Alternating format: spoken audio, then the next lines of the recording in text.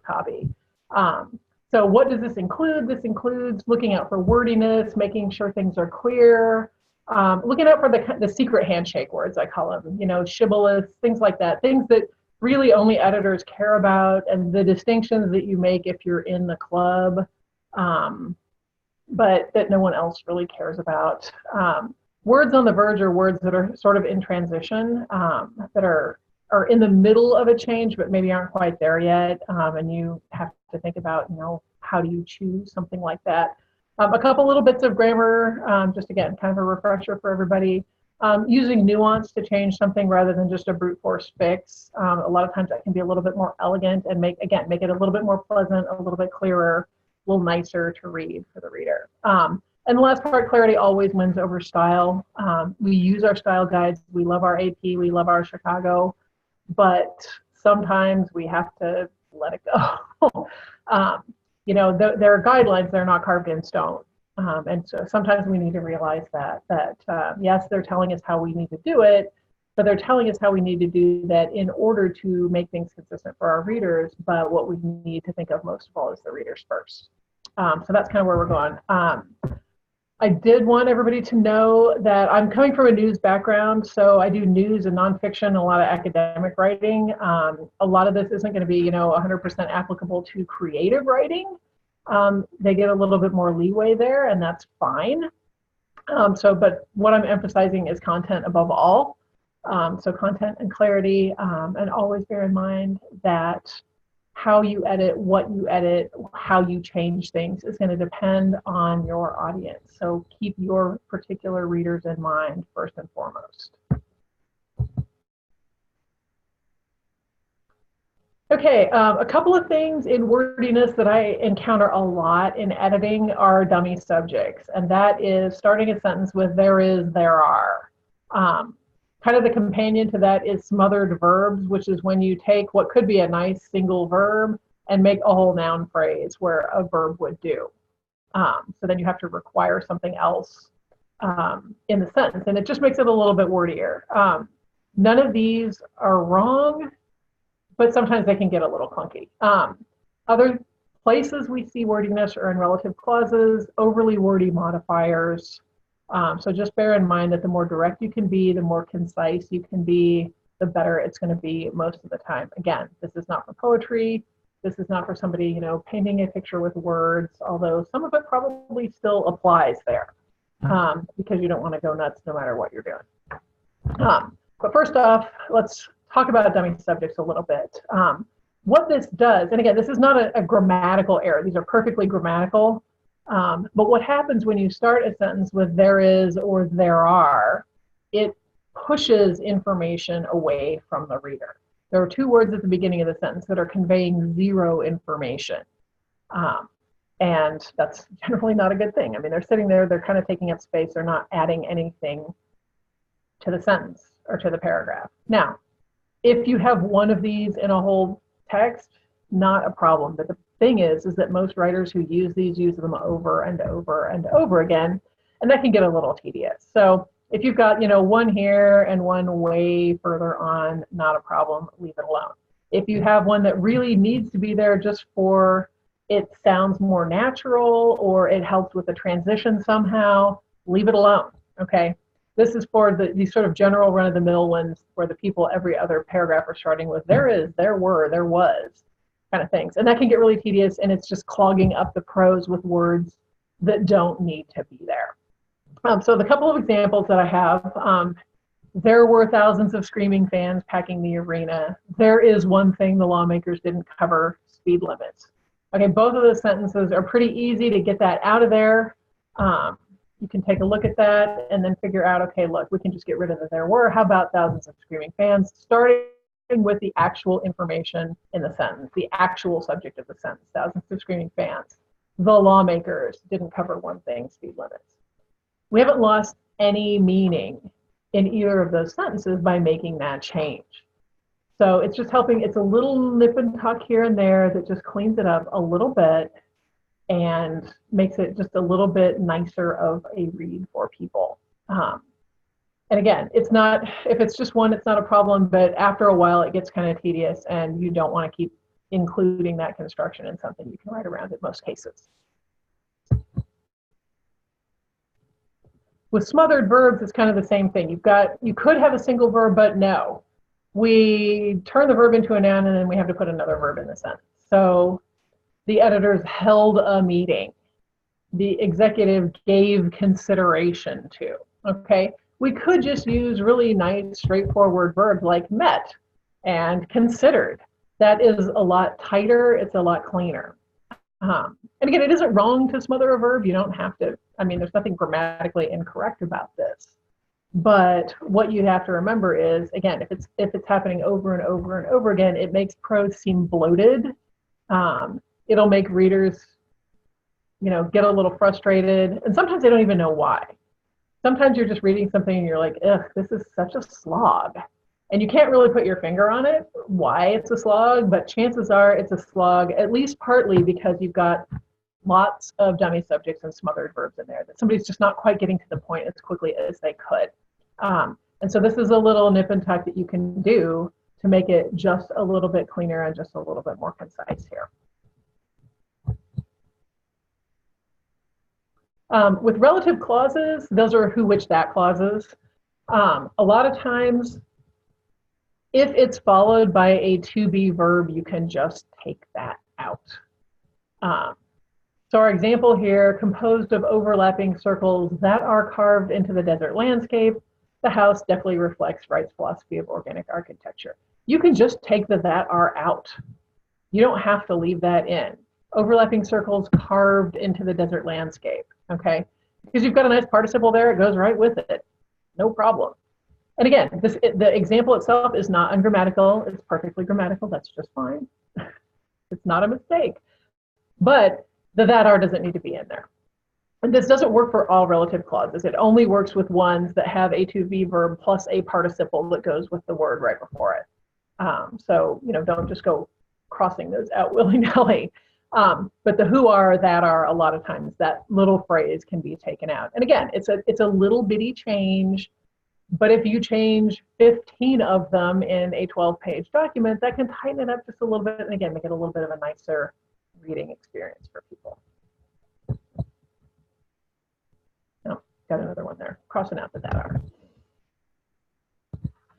With modifiers, a lot of times people like to double up on something. Doubling up on an adjective, doubling up on an adverb, doubling up on a prepositional phrase that maybe doesn't really need to be there. Sometimes they're just redundant. Sometimes you could, flip the word order just a little bit and get rid of some words. So for the example, the restaurant offers 7 different vegetarian entrees. Anytime you have a quantifier with different, you don't need different. I mean, they don't have 7 the same vegetarian entrees. They don't have, many different people came to the meeting. Well, not many of the same people unless it's, octuplets or something identical. I mean, really, it's just, you don't need that in there. It's not wrong, but it doesn't have to be in there. And that's something that you can just sort of nip out and save yourself a word. And for the second example here, all of the employees of the company received an extra paid day off as a bonus. We've got all of the, that's already kind of, ugh. How about just switching it to all company employees? And then we've gotten rid of 4 words that are really doing nothing. I kind of think of those as couch potato words because they don't do anything except sit there on your couch, eating your chips, taking up space. So you can get rid of those and nothing changes. The meaning is the same. And this is one thing that you do want to be careful of, that in your quest to make things more clear and more concise, make sure you're not changing the meaning of something. And if it really sounds, less euphonious to take something out or swap something around, then don't do it. All right. These are just sort of helpful hints for, doing that little bit of massaging and polishing of copy to make it a little nicer. If you're not making it nicer, don't do it. But these are ways that you can generally make things a little bit nicer here, just a little tighter, a little more concise.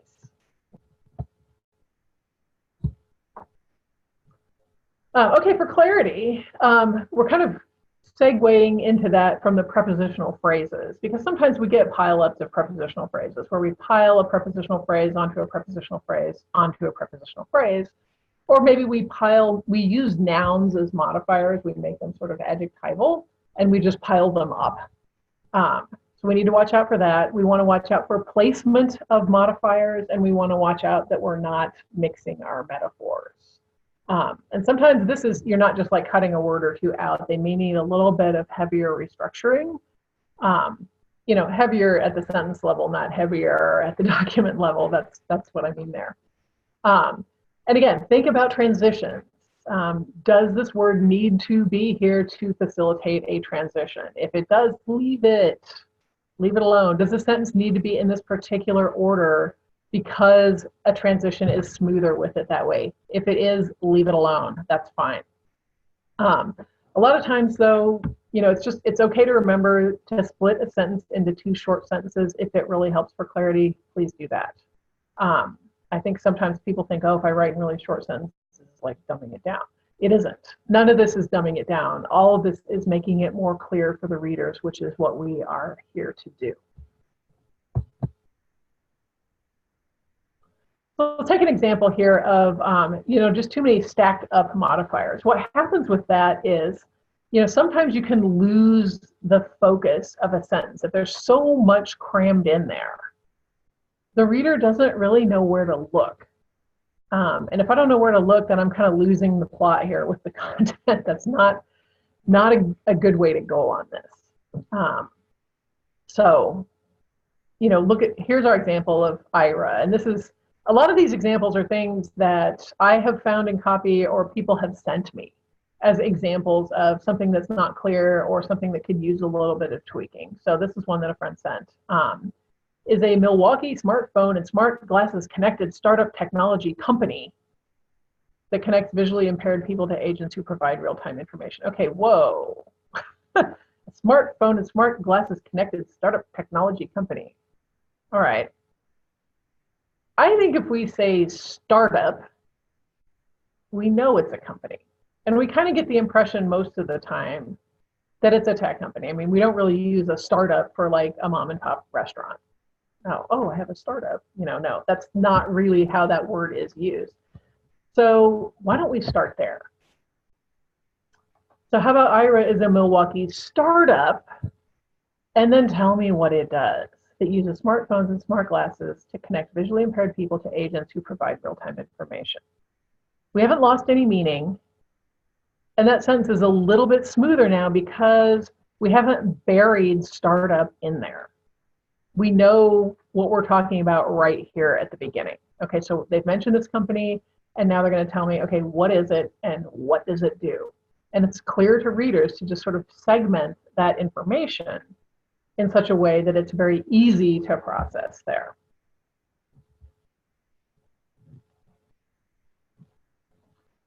Right, misplaced modifiers, we've all seen these. These can go awry lots of different ways, but what they are basically are modifying words or modifying phrases that aren't next to what they're modifying. Sometimes you know what they mean, even if it's not what they said. Sometimes they can really confuse a sentence. And sometimes they're just funny, like this one. Estimated to be about 50,000 years old, the Yukon Paleontology program, it's like, that's the oldest program in the world. Except it isn't. The specimens are estimated to be about 50,000 years old. So this is, somebody backing into a sentence with a participial phrase. And this is, most misplaced modifiers occur when somebody's backing into a sentence with a participial phrase, because they start with the participle, but the participle has to stick to the subject of the sentence. And the participle doesn't stick to the subject of the sentence. And that's where you run into trouble. Now, this one's funny, but even so, if I'm writing a serious article, or if I'm writing a university news release or something like that, I don't want people to stop and laugh at the copy. That's just, not my intention there. And also, any little speed bump that you give people, whether it's a quick like, what, confusion, or whether it's a quick little laugh about a paleontology program being 50,000 years old, that bump sometimes is enough to distract people and get them to quit reading. Oh, wait, oh, it's lunchtime. Oh, squirrel. We don't want to do that. So no matter what, we want to try and make it smooth sailing for the readers. So again, this one you can't just like cut something, you just have to move the whole phrase near to the thing that it's modifying. So right after specimens is fine. Thanks to specimens, comma, estimated to be about 50,000 years old, comma, a nice little positive there. It's where it belongs. It's clear to everybody. No one's going to stop and laugh at this sentence, which is a good thing. So that's fixed. And that's not a big fix. That's just a moving a phrase. You know, that one's not hard. Sometimes you have to rewrite it a little bit more than that. But, you know, so it's bigger than just like whacking a couple of words, but not too bad. Not too bad there. With mixed metaphors, it's a little trickier because by definition, a mixed metaphor is two metaphors in one. And metaphors are really good. This is not to say don't use metaphors. Metaphors are great for relating something complicated to something mundane that people know about, or trying to, you know, sort of give people an idea of how something is. But just pick one.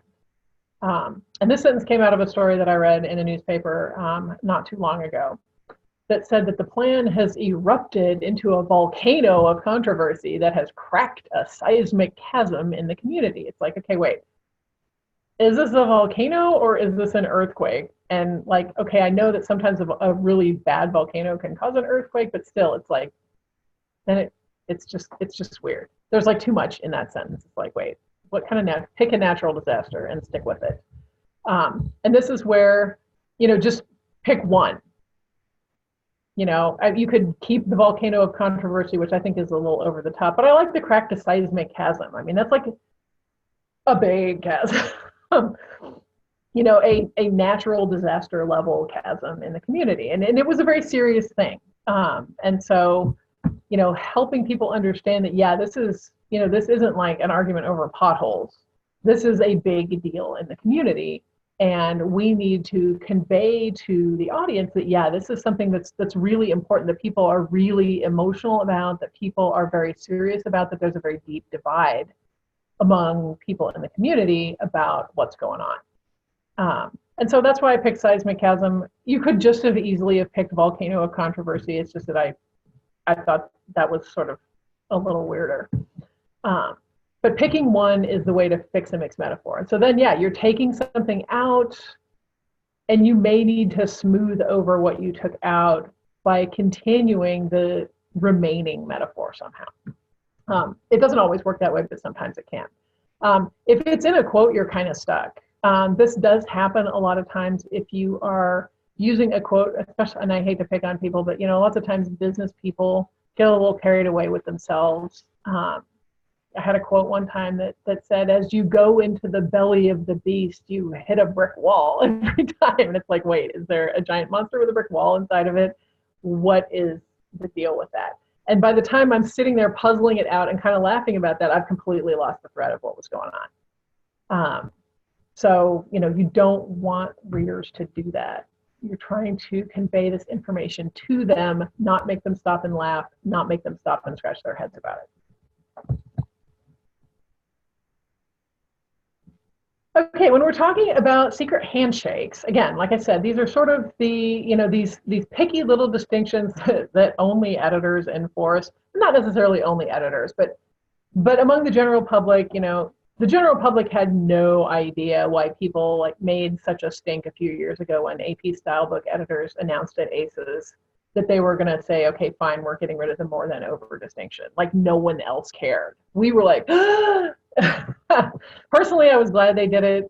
There's no grammatical basis in that rule. It was somebody's peeve. So I'm glad that one is gone. But this is one of those that, you know, think about whether you really need to enforce that. Think about your audience. Think about whether this is the hill you need to die on. Think about, you know, is the audience even going to notice if it's one way or the other? Is it going to somehow encroach upon the writer's voice? Things like that. You know, most of these are style choices and not grammatical choices. And the less and fewer one is really very interesting because people get all bent out of shape about 10 items or less. And I tend to go with Bill Walsh on that one, where you say you can have 10 items or less than that amount. But I know that some people are, oh, it's a count noun, so you have to say fewer. We don't actually make that distinction with more. We have more items or more time, more water or more people. We don't distinguish between mass nouns and count nouns with more, but we still do sometimes with less and fewer. But remember that just because you're supposed to use fewer with a count noun doesn't mean you use it with every count noun. One, leave it alone.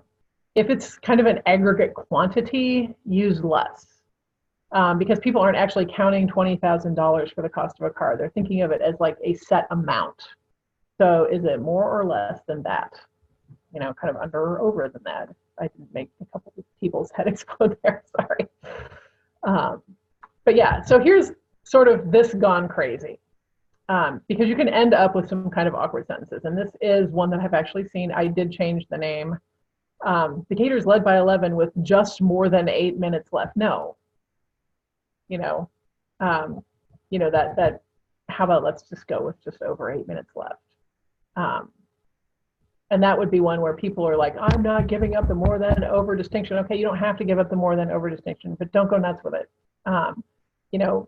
Keep it however sounds naturally. And nobody would say that there was just more than 8 minutes left. No, just over 8 minutes left. And that's fine.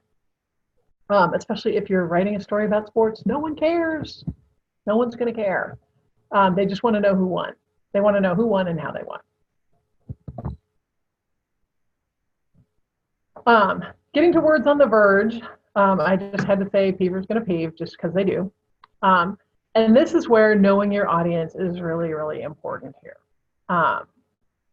Because some people are going to say you can't use decimate to mean destroy. You can't use, you want to use gantlet instead of gauntlet. If you're, running the gantlet but throwing down the gauntlet. That some people are still going to draw the distinction between reticent and reluctant. Where reticent is simply just quiet, whereas reluctant is hesitant. People tend to use reticent to mean reluctant now, but not everybody does. Ditto for enormity. It used to mean a great bad thing instead of just something big. But more and more now it's being used as just something big. Compose and comprise. I just tell my students just don't ever use comprise, because even when you use it right, it's used wrong so often, it sounds wrong. Just composed of, made up of, make up, compose. What is your audience? Are they going to draw that distinction like Sheldon Cooper between nauseous and nauseated? Some people do, a few people do, not very many people do at all anymore between that one. Career and careen is another one.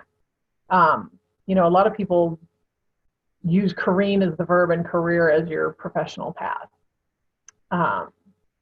Disinterested and uninterested have actually fairly distinct meanings. Disinterested as unbiased, whereas uninterested meaning bored, not interested in something. But again, these are ones that they're in the process of change, but they haven't really quite changed yet.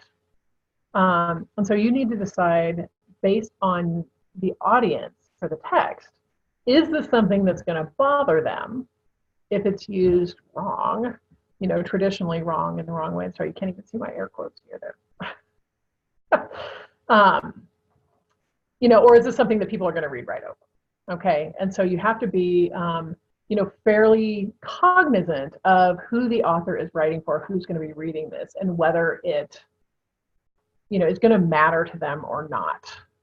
Whether you say nauseous when you really mean nauseated, or whether you say nauseous, not even really mean nauseated. When you use nauseous to mean you're feeling upset, your stomach's upset, and you're feeling sick. If you're writing for a very formal, maybe academic or legal audience, yeah, you're going to want to, get really fine-tuned on the distinctions of these words. If you're writing for a really general audience, if the text is for a very general audience, I would let some of these go. This is one of those, it's not really going to make that much of a difference. some of them I'm going to fix, but I know that I'm fixing them for me and not for anybody else. Which is not a great way to edit. I mean, don't edit to peeves. Sometimes I like reticent and reluctant. I'm reluctant to let that distinction go because it does actually serve. I mean, those are good words and they're good things to distinguish. But that's probably a lost cause at this point. All of these are probably lost causes at this point. But you just sort of have to make that decision for yourself with the audience in mind. Who and whom is a very different one. I mean, it's kind of sticky. It's changing, but it's not gone yet. And I know that there are people in there who are like, we have to keep whom. And I think that if there were fewer people going, we have to keep whom over the past like 7 or 8 decades, we would not have whom, because whom would have just gone out of English. But it's still here. It's kind of sticking around. It's like that last guest at your party that just won't leave. But it's here. If you are writing, again, for a formal audience, an academic audience, a legal audience, something like that, someone who is going to expect proper use of whom, please give them proper use of whom. If you are insisting on whom, please make sure it is actually used properly. A lot of times I have fixed a whole lot, especially its relative clauses. It's those who, which, that clauses, where people automatically put a whom in when it really should be who, because it is the subject of that relative clause, okay? A clause can be an object, but the whole clause is the object, not the subject of the clause, okay? So for the example here, your mistakes, no matter how small, will be noted by whoever or whomever is on the other end. Okay, people see the by and they're like, oh, it's a preposition. We need the object of the preposition. Therefore, it must be whomever. Except we don't say him is on the other end. We say he is on the other end. And I use he and him just because there's an M on him and an M on whom, and it's easier to remember that way. But yeah, it's got to then be whoever is on the other end, because the relative pronoun here is the subject of that clause and therefore must be a subject pronoun, not an object pronoun. So I've fixed far more whoms that really need to be whos than whos that really need to be whoms. So be really careful about that. A lot of times people will sort of hypercorrect that. They think that it needs to be that, but in fact it does not need to be that. And I tell my students, when in doubt, just go with who. Even if it's wrong, like 95% of people won't notice. And the ones who do, they can take a little smug satisfaction in that, oh, that really should be whom. But a lot of times people use whom and then they are wrong and they kind of sound pretentious. So it's like, let it go. And I know that people will disagree on this, but we've lost case, that's the marking of subject or object, pretty much everywhere in English except for a handful of pronouns. Okay, we do I, me, we do we, us, you, oops, it's gone. We've lost it. And you know what? English hasn't crumbled, okay, because we don't distinguish between subject you and object you. We don't distinguish between subject it and object it, okay? So we don't actually need case in English. We don't need that marking in English because we're very heavily dependent on word order. We've lost it completely with nouns. For all of you who have taken other languages that have, nominative and accusative and dative and genitive cases and other things like that, the word order in those languages is a whole lot more fluid. And so they need that case marking there to let people know, where is this in the sentence? English doesn't do that. We don't have any case on any nouns. We have, all right, a genitive for possessive, but we actually mark it with an apostrophe S. So, all right, technically we've got a genitive, but not really much. And we don't mark nouns for subject versus object. So we really don't need it. If you want to keep it, it's fine, but make sure you're using it correctly. All right, a couple of quick grammar things. This is not going to go into a lot of grammar. But sometimes where people run into trouble is with agreement, usually subject-verb agreement. And when people don't know whether they need a subjunctive or a conditional. Okay, so we'll just talk about those real quick here.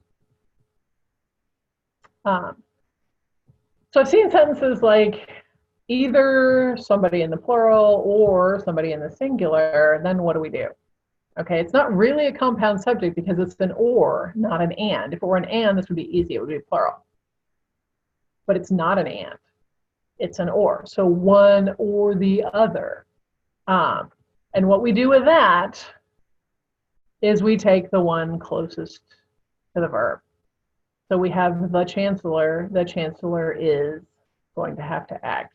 If we flip it, if we have either the chancellor or the professors are going to have to act.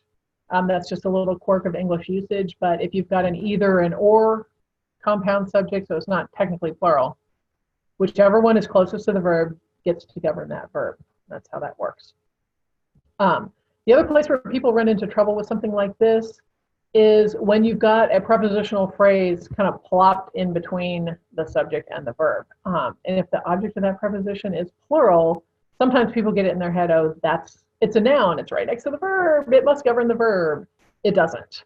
So in our example here, a small group of dedicated editors continue to press for quality. I mean, editors continue, right? Except editors is the object of the preposition of, and group is the subject of the sentence. So group is what gets to govern that verb, and therefore it needs to be singular. So we've got the chancellor is, we've got a small group continues. And sometimes I tell people, look, it's helpful to just take out any intervening material between the subject and the verb of the sentence if you want to really double check yourself and see what you think that verb needs to be. Put it right back in when you're done. But take it out, look at the subject and the verb, it'll be really clear. That's also the really clear way to do, object pronouns when they're after, a verb of some sort. Like you may hear people say, oh, the boss gave Scott and I a project to work on. Okay, and a lot of people say that because they've been told their whole lives, don't say me and Scott, say Scott and I. As a subject, absolutely. As the object here, as an indirect object, the boss gave I, no, the boss gave me. So take the other noun out. It's really clear which one you need, just like in here. Take the intervening material, usually a prepositional phrase, sometimes a clause. Take it out, look and see what you need, and then put it back in. Sometimes that can make it really clear. If you like to diagram it. It'll be really clear that way. If you don't like to diagram, don't do that. That's fine. This is the little shortcut for it.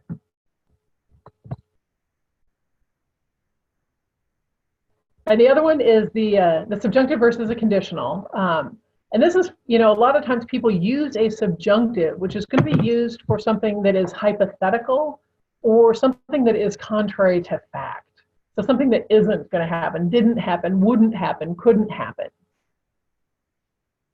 But sometimes things can happen.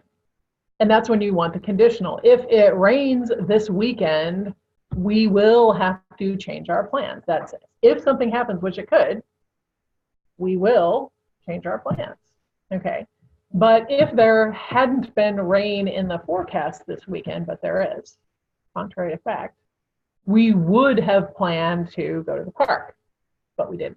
Okay. So that's the difference.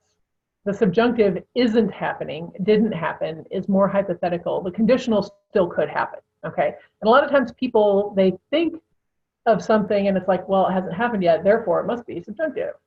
But a lot of times it really could happen.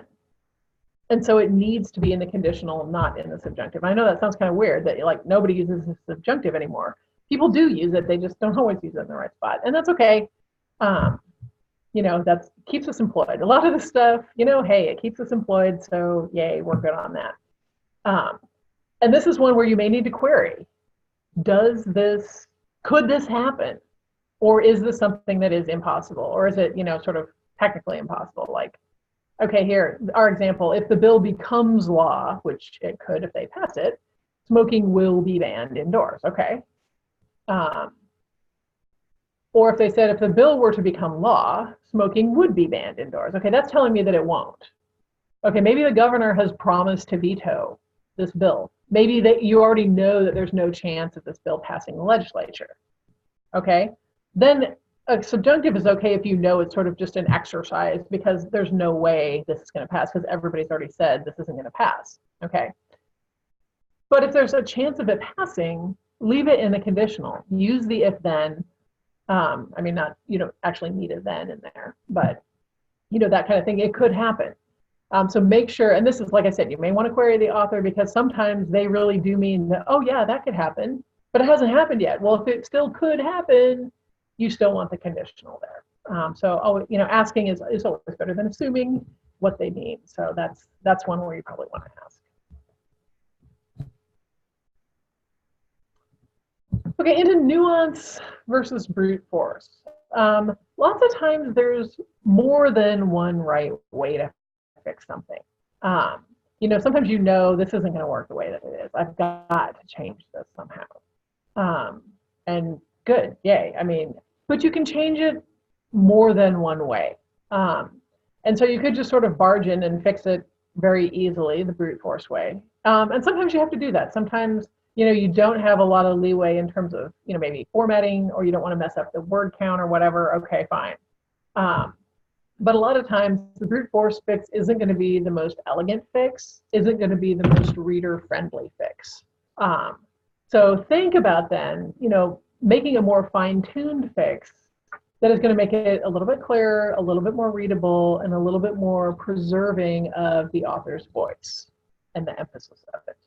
Okay, so let's take a look at an example here. Okay, so the group, which backed the confirmations of Supreme Court Chief Justice John G. Roberts and Justice Samuel A. Alito Jr., objected to commentary. Okay, the accuracy problem here is that John G. Roberts is not Supreme Court Chief Justice. The title is actually Chief Justice of the United States. Okay, which again is a little bit of a secret handshake here, but we're going for accuracy. And if you're writing about the Supreme Court, for people who follow the Supreme Court, they know that. And so you should get it right. So you could just barge in there and, you know, you could say Chief Justice and Supreme Court Justice, which is a bit clunky. Or you could move the Supreme Court to before confirmations, and then it's not quite so clunky. Okay, and there's really not very much difference at all in this, but one sentence is a little nicer than the other one. Back to Supreme Court confirmations of Chief Justice John Roberts and Justice Samuel Alito. It's just a little bit less like blah, so much words in there. Either one is fine. They're both correct. It's okay. But, you know, one is a little bit smoother there. Here's another one. Oops, I think I skipped a page. Oh, I guess I must have forgot that slide. Anyway,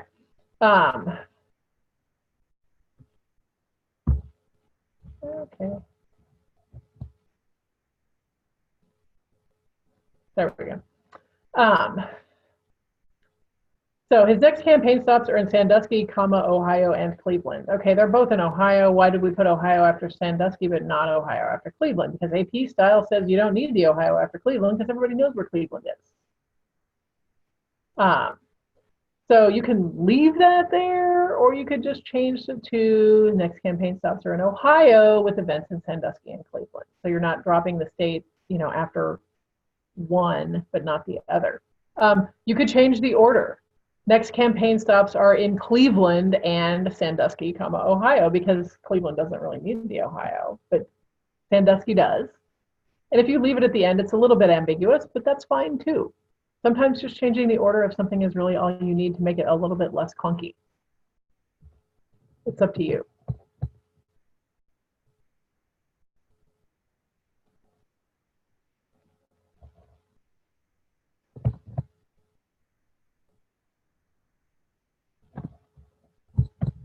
Okay, my computer is freezing. Sorry about this.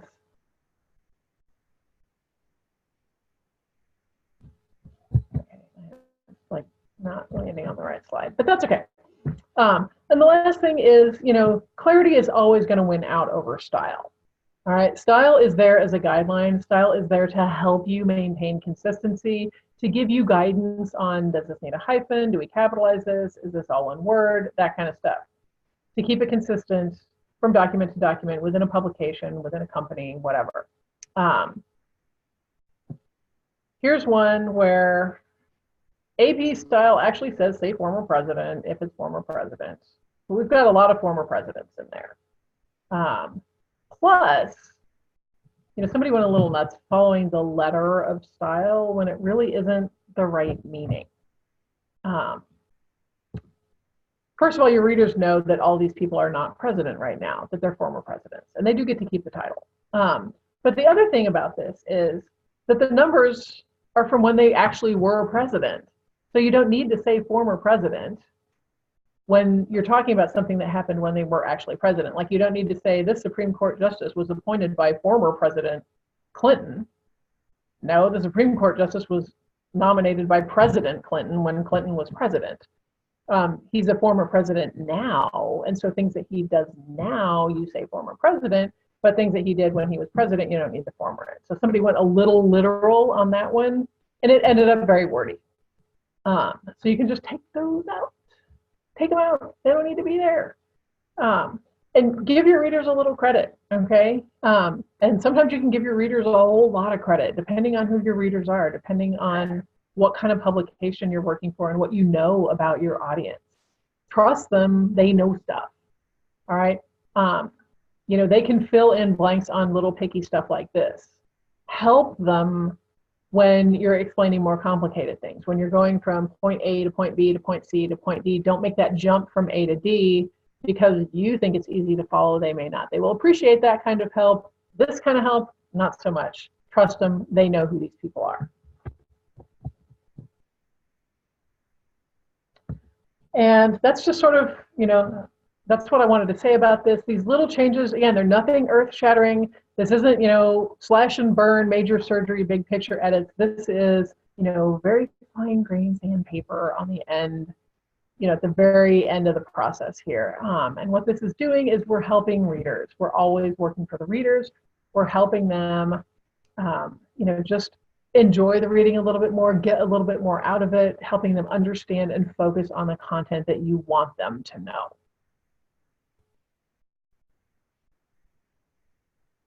Okay, there's the upcoming training, and I think Abby's got some questions.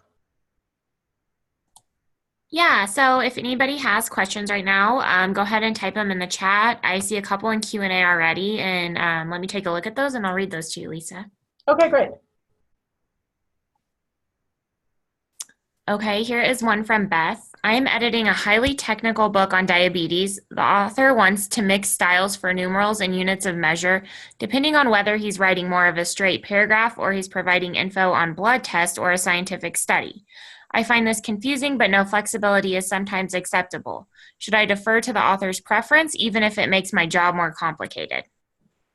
Well, even Chicago style allows you to do that, and, allows very scientific subjects to go with all digits and numerals, and then you spell them out in other contexts. So I think they kind of meant that like a single document would be one or the other. But if it's a longer document that, they don't prohibit doing that if you're following Chicago. I would say weigh a couple of things. Is it very, very important to the author? Is there a reason that you wouldn't do it other than style says not to? And what is the audience going to expect from this? Is this a book on diabetes for doctors, or is this a book on diabetes for patients? Is this something that is going to really jump out at a certain group and another group is not even going to notice?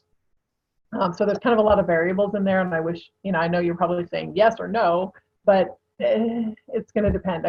That's what they pay us for, is they pay us for editorial judgment, and this is one where, you're going to have to weigh some of the factors that are involved and see, is there a reason other than style to do it the way the author wants? And if the author wants it that way, and the only thing holding you back is just, well, style says don't do it this way, maybe let the author have that.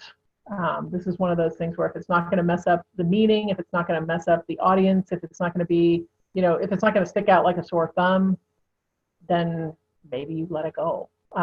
Also, it's going to kind of depend on what does the publisher want. Is the publisher going to expect that turned in following a certain style? Is somebody going to have to clean up behind you? And they're going to change it anyway. That might be worth a couple of queries.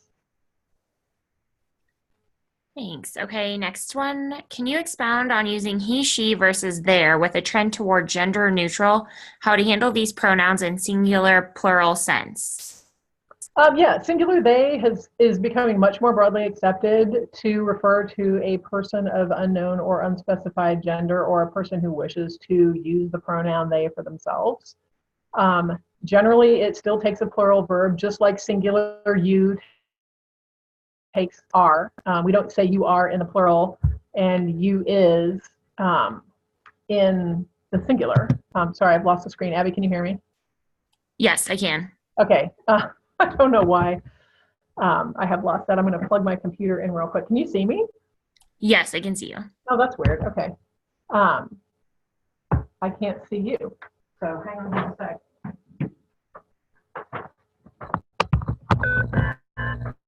I think maybe I'm out of power here.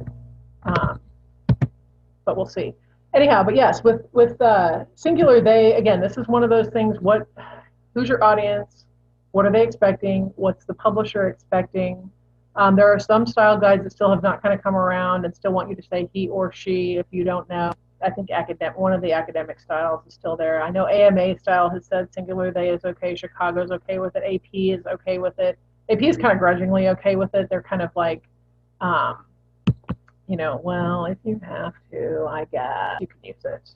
I kind of ignore that and use it where we need to. The thing about they is, like if anyone calls, tell them I'll be back in 15 minutes. That usage has been around for centuries. There's nothing ungrammatical about it in terms of, yes, we can move pronouns from the plural into the singular. We did it with you. We can do it with they.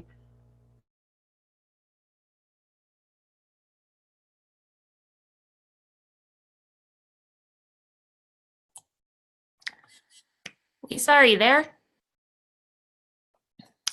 Well, I think she might have ran out of power, so I apologize. If anyone has questions, feel free to email me. I can I'll put my email in the chat here and we'll pass those along to Lisa and connect you guys. Thanks everyone for attending today. And please make sure to check out our July 18th webinar, Readers, Relevance, and Ranking, Advanced Linking Tactics and Strategies with Michelle Lowry.